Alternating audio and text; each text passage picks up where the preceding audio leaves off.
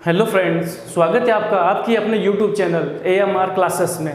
तो चलिए बढ़ते हैं आगे वीडियो की इस श्रृंखला में। तो शुरू करते हैं सीधे क्वेश्चन से ही। तो कल मैंने आपको कुछ क्वेश्चन कराए थे परसेंटेज के, उसी श्रृंखला के अंदर या फिर उसी कड़ी के अंदर अपन आगे बढ़ते हैं। तो शुरुआत करते हैं इस नए प्रकार के क्वेश्चन की। आगे जो मैं क्वेश्चन करा रहा हूँ बहुत फेमस क्वेश्चन है, कई कॉम्पिटेटिव एग्जाम में आ चुका है, लेकिन है बहुत ईजी। लेकिन उसको अपन करेंगे अपने तरीके से, अपने कॉन्सेप्ट से। हालांकि उसके फॉर्मूले भी बने होते हैं, लेकिन अपन उससे करेंगे अपने कॉन्सेप्ट से। तो क्वेश्चन क्या है, देखिए बोर्ड पे बेटा। क्वेश्चन लिखा हुआ है, यदि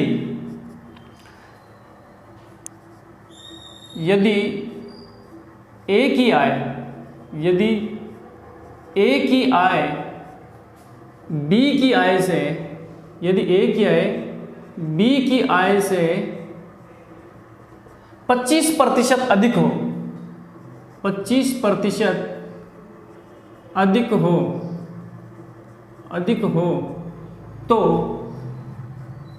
तो बी की आय ए की आय से कितना प्रतिशत कम है,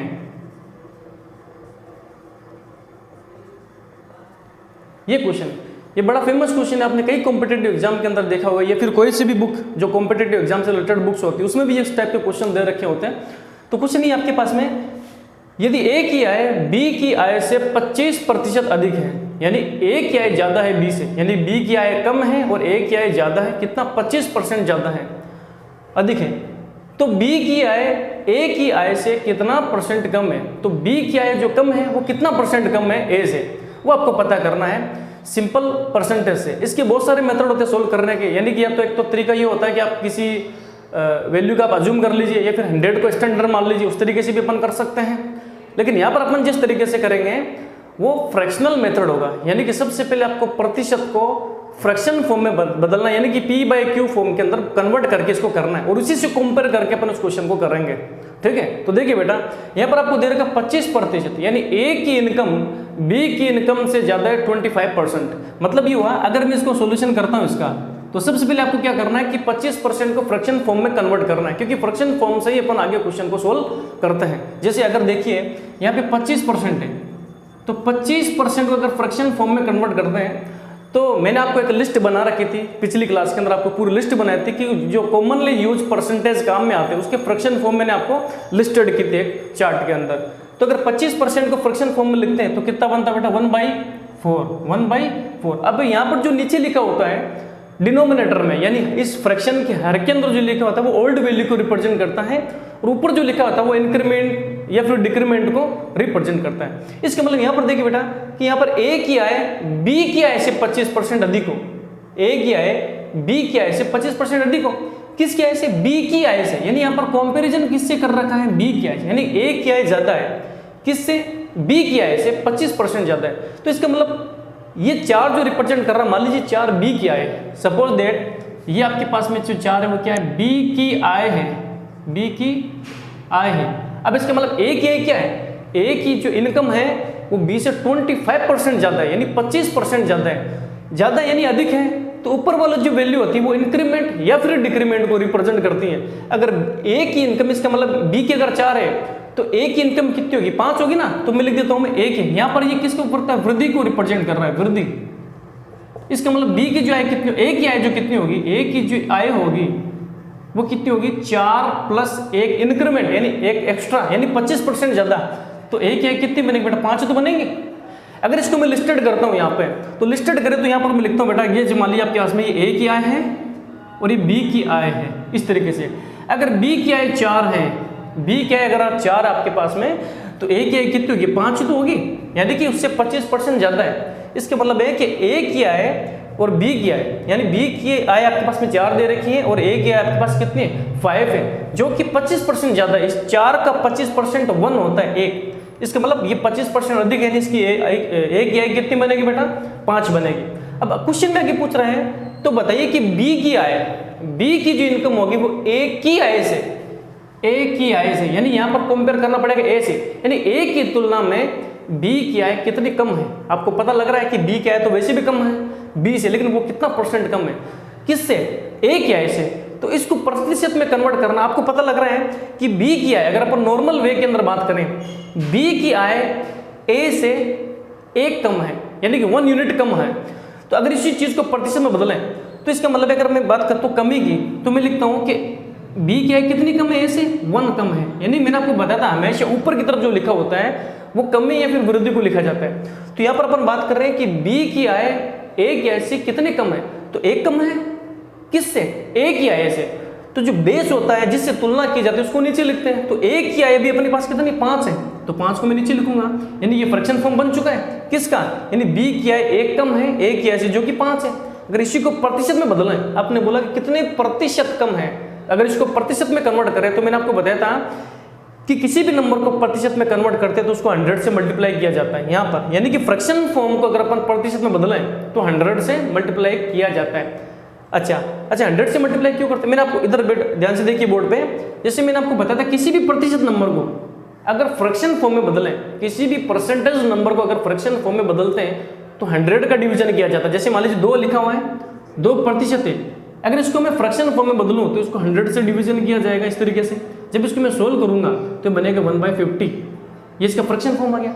अगर इसी का उल्टा, अगर फ्रैक्शन फॉर्म को प्रतिशत में बदलें तो उसको 100 से मल्टीप्लाई किया जाएगा। मतलब अगर 1/50 एक फ्रैक्शन है, इसको अगर मैं 100 से मल्टीप्लाई कर दूं तो सोल्व करने के बाद में वापस 2% आ जाएगा। इसी तरीके से आपको क्या करना है, देखिए बेटा ध्यान से देखिए, इसी तरीके से यहाँ पर 1/5 क्या फ्रैक्शन है, जो कि ए की आय कम, बी की आय बता रहा कम है ए से, जो कि 5 है। अगर इसको प्रतिशत में बदलें तो 100 से मल्टीप्लाई करना पड़ेगा। जब मैं इसको 100 से मल्टीप्लाई करूंगा और उसको कैंसिल आउट करूंगा तो ये क्या आएगा 20, यानी कि कितना आएगा 20%। इसका मतलब ये है कि जो बी की आय है वो ए की आय से 20% कम है। अगर ए की आय बी की आय से 25% ज्यादा है ना, तो बी की आय ए से 20% कम होगी, यानी कि लेस होगी। ये इस तरीके से अपन करते हैं कॉन्सेप्ट बेस, क्योंकि अपन को मेनली बेटा ये कॉन्सेप्ट याद रखना है। ये कॉन्सेप्ट आपको लाभ हानि यानी कि प्रॉफिट एंड लॉस वाले टॉपिक में, सिंपल इंटरेस्ट वाले टॉपिक में बहुत इजी बनेगा, समझ के, मतलब बहुत इजी वे से इस मेथड से अपन क्वेश्चन करेंगे, इसीलिए इस मेथड को मैं कंसीडर करते हुए चलता हूँ। हालांकि इस क्वेश्चन को करने के बहुत सारे तरीके भी है, जैसे फॉर एग्जांपल अगर इसको दूसरे मेथड से करें जिसका आंसर कितना आ रहा है 20%, इसका अगर दूसरे मेथड से करें तो इसका एक फॉर्मूला भी बनता है। इस टाइप के क्वेश्चन के लिए, इस फॉर्मेट के क्वेश्चन के लिए एक फॉर्मूला भी होता है। वो कैसे होता है इधर देखिए ध्यान से, अगर मैं इसको फॉर्मूले से भी करना चाहूँ तो इसका फॉर्मूला ये होता है, देखो इसमें 2 टाइप के क्वेश्चन बनते हैं। कई बार क्या दे रखा होता है, लास्ट में पूछता है, जैसे यहाँ पर पूछा गया है कि बी की आय ए की आय से कितना प्रतिशत कम है, ऊपर दे रखा है अधिक है। देखो यहाँ पे ए की आय बी की आय से 25% ज्यादा है, तो बी की आय ए से कितनी कम होगी, इस टाइप का होता है। एक उल्टा होता है, उल्टा भी पूछ सकता है कि ए की आय अगर बी की आय से 25% कम है तो बी की आय ए से कितना % अधिक होगी। 2 फॉर्मेट में क्वेश्चन चलता है। तो अगर लास्ट में आपको पूछता है कि कितना % कम है और अधिक पहले दे रखा हो, तब उसका जो प्रतिशत वाला जो फॉर्मूला बनेगा वो ये बनता है, ऊपर उसको लिखते हैं बेटा प्रतिशत। जो प्रतिशत आपको क्वेश्चन में दे रखा है वो प्रतिशत आपको ऊपर लिखना है, फिर क्या करना 100 करना। अब देखो लास्ट में आपको क्या पूछा है, कितना प्रतिशत कम है, तो कम करने के लिए यहाँ पे क्या करना है 100+% करना है, 100+%, क्योंकि अगर हर जितना ज्यादा होगा तभी तो कम आएगा। तो जब भी आपको याद रखना है, जब भी क्वेश्चन में कितना प्रतिशत कम है, इस टाइप के फॉर्मेट के क्वेश्चन में कितना प्रतिशत कम है तब बोलता है, तब इस फॉर्मूले में नीचे आता है 100+%। प्लस का मतलब जब हर ज्यादा होगा तभी तो कम होगा, और लास्ट में बनता है यहाँ पे इंटू 100, समझ गए।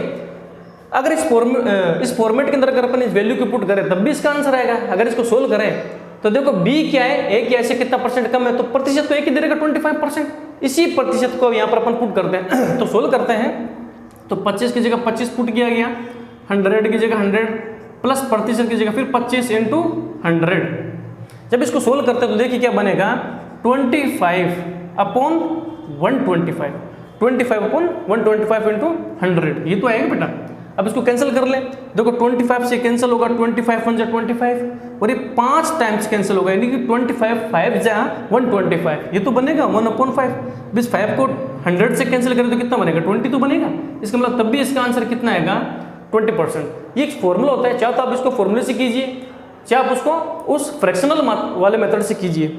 और मैं आपको सजेस्ट करता हूँ कि आप फ्रैक्शनल वाले मेथड को डेली लाइफ के अंदर यूज में लीजिए आप, क्योंकि हर टाइप के क्वेश्चन बहुत इजी वे के अंदर होते हैं। कुछ क्वेश्चन ऐसे होते हैं जो फॉर्मूले से इजी पढ़ते हैं और कुछ क्वेश्चन ऐसे होते हैं जो फॉर्मूले से टफ पढ़ते हैं। तो अपन को एक ही तरीके को कंसीडर करते हुए चलना है कि किस तरीके से अपन को कंपेयर करके करना है, समझ गए बेटा। तो इसको अपन फॉर्मूले से भी इस क्वेश्चन को कर सकते हैं। इसी तरीके से एक दूसरा क्वेश्चन भी होता है बेटा जो इसी टाइप का, इसी फॉर्मेट का, लेकिन उसमें थोड़ा लैंग्वेज चेंज होगी। यहाँ पर दे रखा है ए क्या है, बी क्या है, से 25% अधिक है, तो वहां पर पहले कम दे रखा होगा, लास्ट में पूछेगा कितना प्रतिशत अधिक है, इस टाइप का क्वेश्चन होगा। तो अगर उस टाइप के क्वेश्चन को अगर मैं लिखता हूँ यहाँ पे, देखिए बेटा बोर्ड पे एक और क्वेश्चन में लिखता हूँ इसी टाइप का, वो इस टाइप का क्वेश्चन है। जैसे मान लीजिए क्वेश्चन लिखा हुआ आपके पास में, यदि ए की लंबाई, यदि ए की लंबाई बी से, यदि ए की लंबाई बी से 20% कम हो, 20% कम हो, यानी ए छोटा है बी से, यदि ए की लंबाई बी की लंबाई से 20% कम हो, तो बताइए तो बी की लंबाई ए से कितने प्रतिशत अधिक है, कितने प्रतिशत अधिक है, समझ गए। यानी अगर इसमें थोड़ा फॉर्मेट चेंज किया, अगर आप इसको कंपेयर करो तो आप प्रीवियस क्वेश्चन और इस क्वेश्चन को देख सकते हो, बस लैंग्वेज में थोड़ा सा फर्क है। यहाँ पर पहले कम दे रखा है, बाद में अधिक पूछा है। यानी ए की लंबाई अगर बी की लंबाई से 20% कम है, तो बताइए बी ए से कितना परसेंट बड़ा है। नॉर्मल सा क्वेश्चन है, ये फेमस क्वेश्चन भी होता है। कई छोटे क्वेश्चन, छोटे एग्जाम जो कॉम्पिटेटिव एग्जाम लेवल क्वेश्चन आते हैं, पटवार में भी ये क्वेश्चन आ चुका है इस टाइप का, तो इसमें कोई ज़्यादा दिक्कत वाली बात नहीं है। चाहे तो आप इसके फॉर्मूले से भी कर सकते हो बेटा। अगर इसको सोल्व करें अपन, तो इसको अपन करते हैं फ्रैक्शनल पार्ट्स वाले मेथड से, ठीक है। तो यहाँ पर सोल्व करते हैं, तो उससे पहले अपन लिखते हैं यहाँ पे सॉल्यूशन इसका। यहाँ पर सबसे पहले आपको दे रखा, हमेशा उस मेथड के अंदर सबसे पहले परसेंटेज को आपको देखना है। यहाँ पर परसेंटेज कितना दे रखा, 20%, उसको हाथों हाथ आप क्या कीजिए, फ्रैक्शनल फॉर्म में कन्वर्ट कीजिए, फ्रैक्शन फॉर्म में, यानी कि P/Q के रूप में हाथों हाथ उसको आप कन्वर्ट कीजिए। अच्छा, अगर मैं 20% दे रखा, अगर मैं 20% को फ्रैक्शनल पार्ट में यानी कि P/Q के रूप में कन्वर्ट करता हूँ, तो इसकी वैल्यू बनेगी बेटा 1/5। ये आपको डायरेक्ट याद रहनी चाहिए। बहुत सारी प्रतिशत की वैल्यू आपके पास लिस्टेड की गई है, जो कि बहुत फेमस है। बहुत सारे क्वेश्चन में वही वैल्यू आपको मिलती है प्रतिशत की, तो उसको आप फ्रैक्शन पार्ट में आपको डायरेक्ट लिखा रखा है, वो आपको सीधा सीधा याद रखनी है, ठीक है। तो 20% की जो वैल्यू होगी फ्रैक्शन पार्ट में 1/5 होगी। अब देखो ध्यान से, अब क्वेश्चन को वापस देख लीजिए। यहाँ पे दे रखा है ए की लंबाई बी से 20% कम है। किससे कम है? बी से, यानी तुलना किससे, ए की तुलना बी से की गई है। ए की तुलना बी से की गई, यानी बी से कम है ए, कितना परसेंट, 20%। तो इसका मतलब जो जिससे तुलना की जाती है वो नीचे लिखा जाता है, समझिए।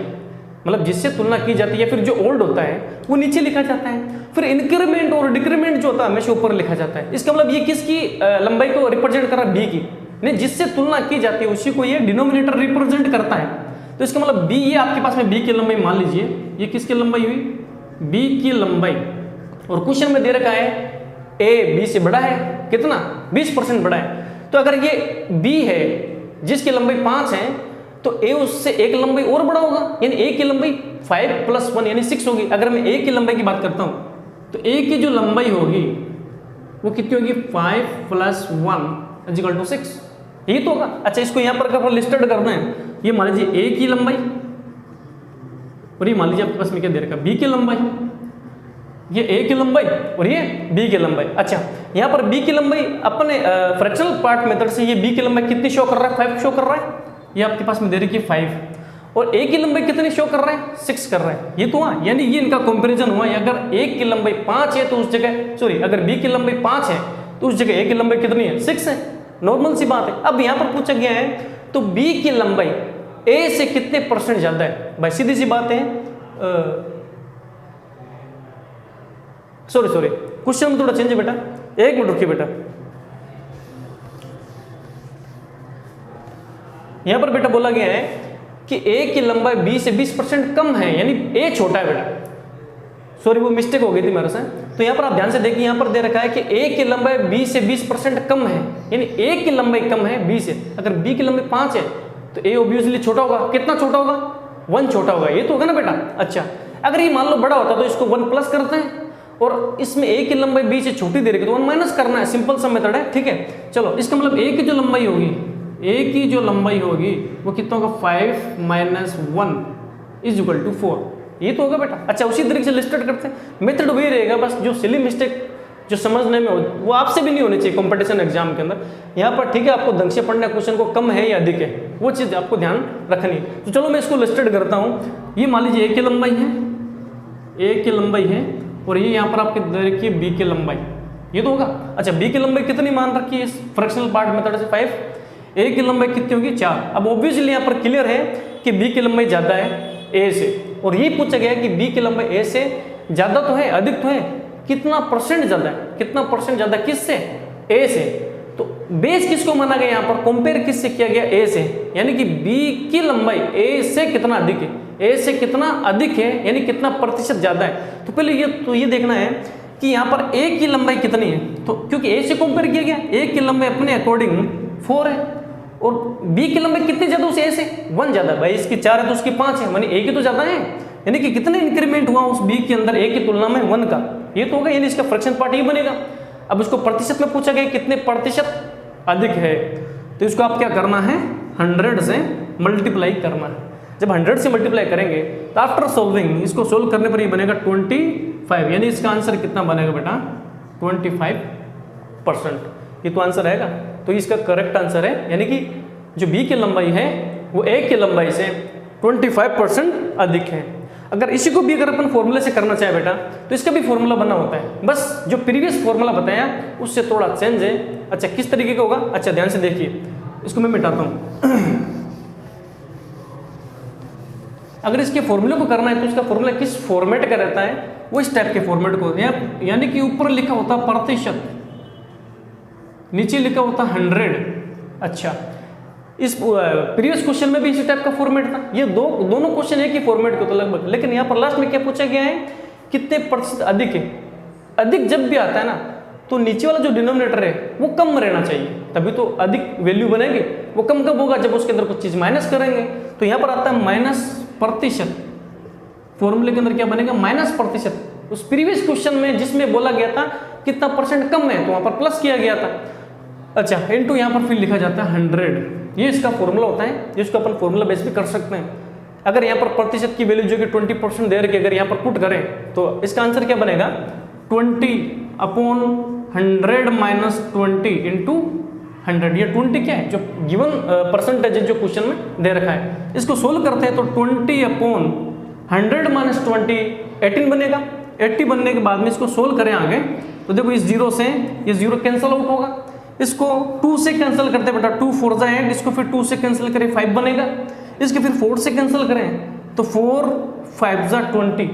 अब इस 5 को 5 से मल्टीप्लाई करेंगे कितना आएगा बेटा 25%। इसका मतलब वही आंसर आया जो अपन ने अपने फ्रैक्शनल पार्ट वाले मेथड से किया था। तो वो इसका मतलब है कि बी की जो लंबाई होगी वो ए की लंबाई से कितना अधिक है 25%। Okay clear. चलो चलते अपन नेक्स्ट क्वेश्चन की तरफ।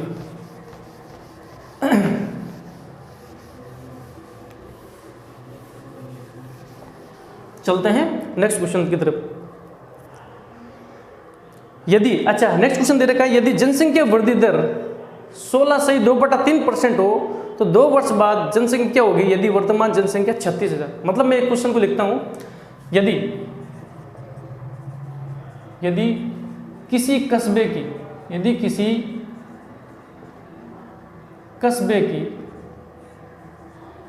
जनसंख्या वृद्धि दर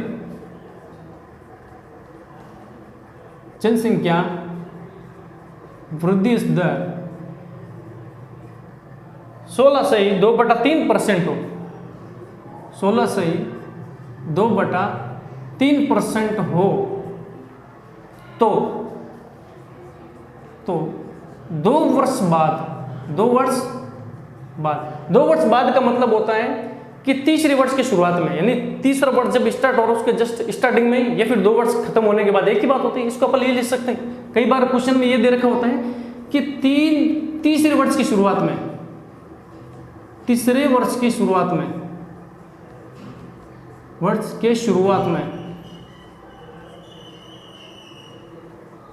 में उस कस्बे की जनसंख्या क्या बन जाएगी, उस कस्बे की जनसंख्या क्या होगी, उस कस्बे की जनसंख्या क्या होगी, जनसंख्या क्या होगी यदि उस कस्बे की वर्तमान जनसंख्या जो है आपके पास में 10,000 है, यदि उस कस्बे की वर्तमान जनसंख्या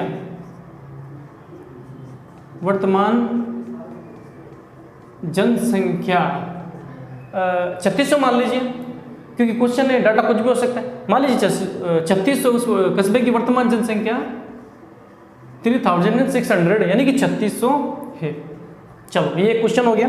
इस क्वेश्चन में आपको पूछा क्या गया बेटा, देखो इस क्वेश्चन में पूछा गया यदि किसी कस्बे की जनसंख्या की वृद्धि दर 16.2/3%। आपको पता है हर कस्बा, हर टाउन, हर सिटी की जनसंख्या लगातार बढ़ती है, और इसमें एक कस्बा दे रखा है, एक लोकेलिटी दे रखी है, उस लोकेलिटी की यानी उस कस्बे की जनसंख्या हर साल बढ़ती है इस हिसाब से 16.2/3% के हिसाब से। ये जो फिगर दे रखा है आपके पास परसेंटेज, ये मैंने आपको लिस्टेड कर रखा है। ये क्वेश्चन में वही फिगर आपको मिलेगा, वही परसेंटेज वाला नंबर आपको मिलेगा जो मैंने आपको लिस्टेड किया, जो कि बहुत पॉपुलर है, बहुत कॉमन है, इसीलिए मैंने इसको एक लिस्टेड किया था ताकि आप उसका फ्रैक्शन फॉर्म डायरेक्ट याद रख सको। इसकी जो वैल्यू थी फ्रैक्शन फॉर्म में वो थी 1/6, उसी के बेसिस पर अपन क्वेश्चन को करेंगे। चलो चलते हैं कि किसी कस्बे की जनसंख्या वृद्धि दर कितनी है, 16.2/3%। इसके मतलब हर साल उसकी जनसंख्या इसी स्पीड से या फिर इसी दर से बढ़ेगी। अच्छा, उस कस्बे की अभी जो जनसंख्या वो कितनी है, 3600 है। उस कस्बे की जो वर्तमान जनसंख्या है वो 3600 है। तो बताइए 2 वर्ष के बाद में, आफ्टर 2 इयर्स या फिर आफ्टर 2 इयर्स उसकी जनसंख्या कितनी हो जाएगी। अभी 3600 तो सीधी सी बात है, ऑब्वियस ये बढ़ेगा, सीधी सी बात है। अच्छा, इस क्वेश्चन में ये भी पूछ सकता है कि 3 वर्ष बाद कितनी होगी या फिर 1 वर्ष बाद कितनी होगी, लेकिन यहाँ पर क्वेश्चन में सिर्फ पूछा 2 वर्ष बाद कितनी होगी। तो अब इसको करते हैं। तो उससे पहले जब भी अपन उसको फ्रैक्शन पार्ट्स वाले मेथड से करते हैं तो सबसे पहले जो परसेंटेज दे रखा होता है उसको फ्रैक्शन पार्ट पे कन्वर्ट कर लीजिए आप। सबसे पहला मेथड वही होगा। अगर मैं इसको सोल्व करता हूँ तो यहाँ पर मैंने लिखा जो 16/2/3% है, 16/2/3%, उसको सबसे पहले आप फ्रैक्शन पार्ट में कन्वर्ट कीजिए। जब मैं इसको फ्रैक्शन पार्ट में कन्वर्ट करूँगा आपको डायरेक्ट ये वैल्यू याद होनी चाहिए, होता है 1/6। इसमें आपका टाइम बचेगा, है ना। और ये पॉपुलर वैल्यूज भी होती हैं जिनको आपको डायरेक्ट याद रखना है। ये बहुत पॉपुलर वैल्यू है, आपको इसके फ्रैक्शन पार्ट को सीधा सीधा याद रखना है। तो इसकी वैल्यू क्या बनेगी, 1/6। अच्छा, इसका मतलब ये यहाँ पर अगर मैं यहाँ पर लिखता हूँ बेटा वर्तमान जनसंख्या, वर्तमान जनसंख्या, उसके बाद होता है 1 साल बाद, फिर आता है 2 साल बाद। 2 साल बाद अपन को क्या करना है, वर्तमान जनसंख्या आपके पास में गिवन है जो कितनी 3600, लेकिन 1 साल नहीं 2 साल के बाद उस कस्बे की जनसंख्या क्या होगी आपको पता करना है। तो चलो उससे पहले अपन इस मेथड को एनालाइज करते हैं कि मान लीजिए ये वर्तमान या फिर ओल्ड वैल्यू को रिप्रेजेंट करता है, ये हमेशा इंक्रीमेंट डिक्रीमेंट को रिप्रेजेंट करता है। यानी कि अगर किसी कस्बे की अभी जो जनसंख्या है वो 6 है, अगली जनसंख्या 6 है, अगले साल उसमें 1 बढ़ जाएगा, यानी अगले साल वो 7 हो जाएगी, ये तो मतलब हुआ। लेकिन आपको तो पूछा 2 साल बाद, क्योंकि ये वार्षिक वृद्धि दर दी है, यानी 1 साल बाद कितनी बढ़ती है, समझ गए। तो 1-1 साल के हिसाब से आपको कैलकुलेशन करना है, यानी कि वर्तमान, फिर 1 साल बाद, फिर उसके अगले 1 साल बाद, यानी कि 2 साल बाद की। यानी कि अगर मैं लिखूं, यानी कि मान लीजिए ये ओल्ड को रिप्रेजेंट करता है। अगर मान लीजिए उसकी वर्तमान जनसंख्या अगर 6 है तो 1 साल बाद, क्योंकि यहाँ पर जो वृद्धि दर दे रखी है जनसंख्या वृद्धि दर, वो 1 साल के हिसाब से, यानी हर साल उस कस्बे की जो जनसंख्या है वो 16.2/3% बढ़ रही है। अगर वर्तमान जनसंख्या अगर 6 है तो 1 साल बाद उसका इंक्रीमेंट कितना होगा, 1, यानी 1 साल बाद वो जनसंख्या 6 से क्या बन जाएगी, 7 बनेगी ना। यानी 1 साल बाद उस कस्बे की जो जनसंख्या होगी वो 7 बन जाएगी। फिर अगले साल क्या होगा, अगले साल वापस वही वृद्धि दर रहेगी 16.2/3% अगले साल के लिए। तो अगर अगले साल की बात करें तो अगर अगले साल, अगर इस साल की जनसंख्या मैं 6 मानता हूं तो उसके अगले साल की जनसंख्या क्या होगी, उसमें 1 बढ़ चुका होगा, यानी कि अगले दूसरे साल में उस कस्बे की जनसंख्या कितनी बन जाएगी, 7 बन जाएंगे। इसी तो होगा। यानी कि अगर अपन इस क्वेश्चन को 2 पार्ट के अंदर कन्वर्ट करके किया जाता है, यानी कि वर्तमान अगर जनसंख्या 6 है तो अगले साल उसकी जनसंख्या के अंदर 1 वृद्धि हो चुकी होगी, यानी 7 बन चुकी होगी। फिर अगर अगले साल की बात करें, अगले साल से फिर अगले साल की बात करें तो अगर उसके पिछले साल में जनसंख्या 6 है तो अगले साल में जनसंख्या वापस 7 होगी, इसी 16.2/3% के हिसाब से। चलो अब इसको सोल्व करते हैं। तो सोल्व करने का तरीका इसका क्या होगा, यहाँ पर मिश्र समानुपात बन रहा है, यानी कि इन 2 साल का अनुपात और इन 2 साल का अनुपात, लेकिन अपन को इन तीनों का एक साथ अनुपात लेना है। जैसे वर्तमान जनसंख्या और 1 साल बाद की जनसंख्या का जो अनुपात बना है 6 और 7 बना है, इसी तरीके से 1 साल बाद और 2 साल बाद की जनसंख्या का जो अनुपात बना है वो 6:7 बना है। लेकिन ये दो का अनुपात हुआ, अगर अपन को मिश्र करना है तीनों का एक साथ, तो उसका तरीका होता है कि इसको इससे मल्टीप्लाई करते हैं, इसको इससे मल्टीप्लाई करते हैं और इसको इससे मल्टीप्लाई करते हैं, तो तीनों का एक साथ अनुपात बनता है। अगर इसको इससे मल्टीप्लाई करता हूं तो कितना बनेगा 36, जो वर्तमान जनसंख्या का अनुपात होगा। इसको इससे मल्टीप्लाई करता हूं तो 42 आएगा, ये इस 1 साल बाद जनसंख्या का अनुपात हुआ, और इसको इससे मल्टीप्लाई करें तो बनेगा 49, ये 2 साल बाद जनसंख्या, यानी कि आपस में तीनों का मिश्र अनुपात हो चुका है। यानी वर्तमान जनसंख्या अगर 36, 1 साल बाद जनसंख्या अगर 42 है तो 2 साल बाद कितनी होगी 49। लेकिन अपने यहाँ क्वेश्चन में दे रखा है कि वर्तमान जनसंख्या कितनी है 3600 है, तो 2 साल बाद कितनी है, यानी इससे अपन को कोई मतलब नहीं है। अगर इसकी वर्तमान जनसंख्या कितनी दे रखी है 3600, क्या दे रखी बेटा 3600 क्वेश्चन में, तो 2 साल बाद कितनी होगी, तो अपन इसी अनुपात से अगर अपन देखें तो 36 को कितने से मल्टीप्लाई करेंगे 3600 बन जाता है 100 से। भाई 100 से मल्टीप्लाई करेंगे तभी तो 3600 बने। अगर इसकी 36 है तो 2 साल बाद 49 होगी। अगर इसको 100 से मल्टीप्लाई करेंगे तभी तो वर्तमान जनसंख्या 3600 मिलेगी आपको। तो वर्तमान जनसंख्या कितनी 3600, जो कि 100 से मल्टीप्लाई करने पर बनी है, तो इसको भी मुझे क्या करना पड़ेगा 100 से मल्टीप्लाई करना पड़ेगा। अगर इसको भी मैं 100 से मल्टीप्लाई करता हूं तो ये बनेगा 4900, यानी कि 2 साल बाद में उस कस्बे की जो जनसंख्या होगी वो बनेगी 4900। अगर वर्तमान जनसंख्या अगर 3600 है तो 2 साल बाद में उस कस्बे की जो जनसंख्या होगी वो बनेगी 4900, यानी 4900। अगर आपको ये पूछे कि 1 साल बाद कितनी होगी, तो इसको भी आप क्या कर दीजिए 100 से मल्टीप्लाई कर दीजिए, ये बनेगा 4200। क्योंकि देखिए जनसंख्या लगातार बढ़ रही है। अगर वर्तमान 3600 है तो 1 साल बाद 4200, फिर उसके अगले साल 4900। तो अपने लिए जो आंसर होगा सिर्फ ये होगा क्वेश्चन के अकॉर्डिंग। क्वेश्चन में आपको 2 साल बाद की जनसंख्या पूछी गई है तो कितना आएगा बेटा 4900, जो कि 2 साल बाद की जनसंख्या है, वो जी 1 साल बाद की जो आपको नहीं पूछा गया है। समझ गए? इसी तरीके से आप 3 साल बाद 4 साल बाद की भी जनसंख्या निकाल सकते हो। अगर इसी क्वेश्चन को फॉर्मूले से करना चाहते हो तो इसका फॉर्मूला भी बनता है छोटा सा। इसका जो फॉर्मूला होता है इस क्वेश्चन को करने का, क्योंकि हर चीज के फॉर्मूले भी बने होते हैं, लेकिन अपन करेंगे कॉन्सेप्ट से, बिना फॉर्मूले को याद रखें। कितने फॉर्मूले याद रखेंगे? उससे बेहतर ये कि अपन एक कंसेप्ट याद रख लें, उसी कंसेप्ट को ढंग से क्लियर कर ले, कॉन्सेप्ट को क्लियर कर लें, फिर उसी बेसिस पर क्वेश्चन बनाते चलें। ये अपन प्रतिशत पढ़ रहे हैं, profit loss, simple interest, compound interest, सभी में अपन इसी तरीके से क्वेश्चन को करेंगे। बस थोड़ा सा कंसेप्ट अलग होगा क्योंकि वो टॉपिक अलग है। अच्छा, अगर इसी को फॉर्मूले से करना चाहे ना तो फॉर्मूला इसका होता है आपके पास में, यानी कि वर्तमान जनसंख्या को इस तरीके से लिखा जाता है यहाँ पे इनटू ब्रैकेट में, वही आपने पढ़ा होगा चक्रवृद्धि ब्याज की तरह। उसी तरीके चक्रवृद्धि ब्याज का फॉर्मूला क्या था आपके पास में, P = 1 + R/100 इंटू टाइम। भाई इसी टाइप का तो फॉर्मेट था ब्रैकेट का, और इसी टाइप यहाँ पर चलता था principal amount P × 1 + R/100 into T। उसी तरीके का इसका फॉर्मूला भी होता है P + R/100, R/100। अच्छा, यहाँ पर वापस मैं क्लियर करता हूँ, यहाँ पर लिखा होता है 1 + R/100। R यहाँ पर रेट दर होती थी जो कि प्रतिशत में दे रखी होती थी, फिर उसको अंदर 100 का फॉर्मूले में डिवीजन होता था। तो 100 का डिवीजन होने का मतलब उसको फ्रैक्शन में कन्वर्ट किया, यानी कि एक तरीके से ये जो चीज होगी वो फ्रैक्शनल पार्ट हो गया। किसी भी दर का, किसी भी प्रतिशत संख्या का ये फ्रैक्शन यानी P/Q फॉर्म लिखा हुआ है R/100 का मतलब। तो अपन इसको अगर अपन डायरेक्ट करें तो यहाँ पर वर्तमान जनसंख्या 3600, 1 प्लस फ्रैक्शनल पार्ट 1/6 आया था, यानी कि इसका जो फ्रैक्शनल पार्ट निकाला तो क्या आएगा 1/6 आएगा। इनसे टाइम कितना दे रखा 2, सोल्व करते हैं तो ये बनेगा 3600। इसके जब एलसीएम लेंगे तो बनेगा 6 × 1 = 6 + 1 = 7, यानी 7/6 पावर 2 दे रखी तो इसको भी 2 बार लिखना है 7/6। सोल्व करते हैं 6 और 6, ये 36 कैंसिल होगा, 100 ही तो बचेगा।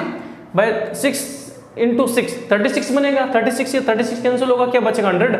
अब यहाँ पर क्या बन रहा है 4 7 + 7 कितना बनेगा 49 बनेगा ना, तो ये बनेगा 100 × 49 = 4900। इससे भी कर सकते हैं। तो कई केस में फॉर्मूले जी पढ़ते हैं और कई केस में कॉन्सेप्ट जी पढ़ता है। तो मेरे अकॉर्डिंग, मेरे हिसाब से अगर आप चलें तो आप उसी मेथड यानी कि फ्रैक्शनल पार्ट मेथड से, यानी कि अपन जो कॉन्सेप्ट लेकर चल रहे हैं उसी कॉन्सेप्ट से आपको क्वेश्चन बनाना है, वो आपके लिए ज़्यादा इजी पड़ेगा। उसमें फॉर्मूले याद नहीं करना पड़ेगा, शॉर्ट ट्रिक इजी, उसकी आप बार बार प्रैक्टिस करोगे तो प्रैक्टिस करने पर वो अपने आप प्रैक्टिस में आ ही जाएगा। तो आप उसको 5 मिनट में कर सकते, 5 मिनट क्या 20 से 30 सेकंड के अंदर आप कर सकते हो। तो चलते हैं अपन अगले क्वेश्चन की तरफ, ठीक है। इसी तरीके से अगला क्वेश्चन की बात करें, इसी टाइप का जनसंख्या से रिलेटेड क्वेश्चन लेंगे, थोड़ा सा रिवर्स लेंगे इससे क्वेश्चन, इससे थोड़ा सा रिवर्स क्वेश्चन होगा वो, इससे थोड़ा सा रिवर्स क्वेश्चन है। अगला क्वेश्चन दे रखा है, यदि किसी कस्बे की जनसंख्या वृद्धि दर दे रखी है 66.2/3%, यानी किसी कस्बे की जनसंख्या के अंदर जो इंक्रीमेंट हो रहा है वो इस हिसाब से हो रहा है 66.2/3% बढ़ रही है लगातार उस कस्बे की जनसंख्या हर साल। वृद्धि दर का मतलब होता है पर ईयर, यानी हर साल कितनी बढ़ रही है, 66.2/3% है। तो उस कस्बे की वर्तमान यानी अभी की वर्तमान जनसंख्या क्या होगी, या फिर ज्ञात करो यदि 3 साल बाद की जो उस कस्बे की जनसंख्या है वो 10,000 हो, यानी 3 साल बाद अगर उसके कस्बे की जनसंख्या 10,000 हो तो अभी कितनी है, यानी 3 साल पहले कितनी है। अब इस क्वेश्चन को आपको करना है, यानी वर्तमान जनसंख्या निकालनी। उसी जो प्रीवियस क्वेश्चन आपको कराया था उसी कैटेगरी का ये क्वेश्चन है, जनसंख्या से रिलेटेड है। ये क्वेश्चन भी कई बार कॉम्पिटिटिव एग्जाम में आपको देखने को मिलते हैं। तो अब इसको करने का वही अपन कॉन्सेप्ट, जो कॉन्सेप्ट बेस अपना जो तरीका उसी से करेंगे। उसके लिए सबसे पहले आपको क्या करना पड़ेगा बेटा, कि जैसे ये जो परसेंटेज दे रखा है उसको सबसे पहले आप फ्रैक्शन पार्ट में कन्वर्ट कीजिए। तो कन्वर्ट करने का तरीका क्या होता है, इस प्रतिशत को 100 से डिवाइड करना पड़ता है, फिर इसको सोल्व करते हैं, सोल्व करने के बाद में वो फ्रैक्शनल पार्ट आता है। फिर वो गलत भी हो सकता है, सही भी हो सकता है, सिली मिस्टेक भी हो सकती है। तो इसीलिए मैंने आपको इन सबको लिस्टेड करा रखा है कि इनकी जो फ्रैक्शनल पार्ट होता है नहीं, इसके लिए P/Q की जो वैल्यू होगी वो होगी 2/3, यानी 2/3। तो आपको डायरेक्ट लिखना है कि जब आप इसका सोल्यूशन करोगे तो आपको पता है कि 66.2/3% की जो फ्रैक्शनल पार्ट वैल्यू होती है वो होती है 2/3। हमेशा ये ओल्ड को रिप्रेजेंट करता है, ये प्रीवियस को रिप्रेजेंट करता है, ऊपर वाला नंबर हमेशा इंक्रीमेंट या फिर डिक्रीमेंट को रिप्रेजेंट करता है। अब ये इंक्रीमेंट को कर रहा है या डिक्रीमेंट को कर रहा है वो क्वेश्चन में लिखा होता है, यहाँ पर लिख रखा है वृद्धि, तो इसका मतलब ये इंक्रीमेंट को रिप्रेजेंट कर रहा है, ये ओल्ड वैल्यू को रिप्रेजेंट करता है। चलो चलते हैं। अच्छा, इसका मतलब ये हुआ कि अगर ये यहाँ पर क्वेश्चन में दे रखा है कि उस कस्बे की जो 3 साल बाद की जनसंख्या है वो अगर 10,000 है, अगर उस कस्बे की 3 साल बाद की जनसंख्या 10,000 है तो उससे जस्ट पहले उससे 2 कम रहेंगी, मतलब हर साल बढ़ रही है। तो अगर अपन पीछे बढ़े तो वो डिक्रीमेंट होता है, ये तो मतलब हो ना। चलो अगर आप इसको, चलो मैं इस तरीके से कर देता हूं कि अगर कस्बे की वर्तमान जनसंख्या अगर 3 है, वर्तमान अगर 3 है तो हर साल 3 में से 2 बढ़ रही है भाई 3, ये तो ओल्ड यानी प्रीवियस वैल्यू को रिप्रेजेंट करता है। और यहाँ पर वृद्धि दर दे रखी, मतलब वृद्धि दर दे रखी ये 66 से 2/3, यानी कि हर साल 3 में से 2 जनसंख्या बढ़ेगी, यानी 3 वैल्यू में से 2 यूनिट बढ़ जाएगा, यानी कि अगली यूनिट जो होगा वो 5 बन जाएगा। मतलब अगर मैं यहाँ पर लिखता हूँ फॉर्मेट इसका, यानी कि मान लीजिए कि वर्तमान जनसंख्या है, ये 1 साल बाद की जनसंख्या है, ये 2 साल बाद की जनसंख्या है और ये 3 साल बाद की जनसंख्या। अच्छा, अपन को सिर्फ कंपेयर करना है वर्तमान और 3 साल की, इन दोनों का वैसे कोई रोल नहीं, लेकिन यहाँ पर क्योंकि वृद्धि दर हर साल के लिए होती है, पर ईयर के लिए होती है, इसीलिए मुझे क्या करना पड़ेगा, वर्तमान के बाद में 1 साल के बाद में, फिर 2 साल के बाद में, फिर 3 साल के बाद में, ऐसे लिखना पड़ेगा। चलो अपन इसको लिखें। अगर मान लीजिए वर्तमान जनसंख्या अगर 3 है, चलो मैं इसी को बेस मान लेता हूँ, मान लीजिए वर्तमान 3 है, तो अगले साल के बाद में जो जनसंख्या बनेगी वो कितनी बन जाएगी, 3 + 2 5 होगी ना, क्योंकि अगली 3 है तो अगले साल तो ज्यादा होगी 3 से, वो कितनी ज्यादा होगी, यहाँ पर लिखा होता है इंक्रीमेंट कितना होगा 2 का, यानी 3 + 2 5 होगा। अच्छा, इसका मतलब इन 2 का कंपैरिजन हो चुका है, ये इसको ओल्ड मान लिया, इसको न्यू मान लिया। फिर अगले साल की बात करें 1 साल के बाद में, उसके अगले साल फिर बढ़ जाएगी। अगर उसके अगले साल अगर मान लो, अगर इसको मैं 3 मान लेता हूँ, यानी इस 1 साल के बाद में जनसंख्या अगर 3 है तो उससे अगले साल फिर उसी हिसाब से बढ़ेगी, इसी दर के हिसाब से बढ़ेगी, यानी उसमें भी फिर 2 का इंक्रीमेंट होगा, यानी ये बन जाएगी 5। फिर अगर फिर अगले 2 साल को देखें तो 2 से तीसरे साल फिर जनसंख्या बढ़ेगी। अगर इसको मैं, क्योंकि ये रेशियो आपको काम में लेना है, अगर इस 2 साल के बाद अगर जनसंख्या को मैं 3 अज्यूम कर लेता हूँ तो उसी हिसाब से, इसी दर के हिसाब से 3 साल के बाद में फिर वापस 5 बन जाएगी, क्योंकि बढ़ेगी, कितनी बढ़ेगी, 2 बढ़ेगी, तो क्या बन जाएगा बेटा 5। यानी कि ये 1 2 3 4 इनका आपस में क्या है, ये मिश्र अनुपात आपको निकालना है। ये इन 2 साल के बीच में अनुपात है, ये इन 2 साल के बीच में अनुपात है, इन 2 साल के बीच में अनुपात है। अपन को इसका मिश्र अनुपात यानी कि एक तो इसके लिए और एक इसके लिए चाहिए मेनली, ठीक है। तो उसको कैसे करते हैं देखो ध्यान रखना, अपन को हालांकि वर्तमान और 3 साल बाद जो क्वेश्चन से रिलेटेड जो ईयर आपको दे रखे 3 साल बाद का और वर्तमान, उससे अपन को मतलब है। तो अगर इस वर्तमान साल का अगर मिश्र अनुपात निकालें तो हमेशा ये यानी कि इसको इससे मल्टीप्लाई करना है, इसको इससे मल्टीप्लाई करना है, तो सोल्व करेंगे तो कितना बनेगा 3 3 9 और 9 3 27, ये तो बनेगा। यानी वर्तमान साल का जो अनुपात होगा 27 होगा। मिक्स करें सभी को और 3 साल के बाद अगर आपको अनुपात निकालना तो ये इससे मल्टीप्लाई होगा, ये इससे इस तरीके से मल्टीप्लाई होते हैं बेटा, है ना। ये मिश्र अनुपात का अपन जब टॉपिक लेंगे तब इन चीज़ों को वापस क्लियर करेंगे। अभी आपको सिर्फ इतना ध्यान रखना है कि वर्तमान और 3 साल के बाद का लेना है, तो मतलब इन तीन को आपको मल्टीप्लाई यानी इस तरीके से चलना है और लास्ट वाले साल को मल्टीप्लाई करना तो ऐसे चलना है। मल्टीप्लाई करेंगे कितना बनेगा 5 5 जा 25, 25 5 जा 125। ये 3 साल बाद को रिप्रेजेंट कर रहा है, ये वर्तमान को। अगर वर्तमान जनसंख्या 27 है तो 3 साल बाद 125 है, यानी कि 3 साल बाद तो बड़ी होगी। अच्छा, अब क्वेश्चन में दे रखा है कि 3 साल के बाद में जनसंख्या कितनी है 10,000 है। कितनी है 10,000 है। तो वर्तमान कितनी होगी, वर्तमान जनसंख्या जो है वर्तमान वो कितनी होगी।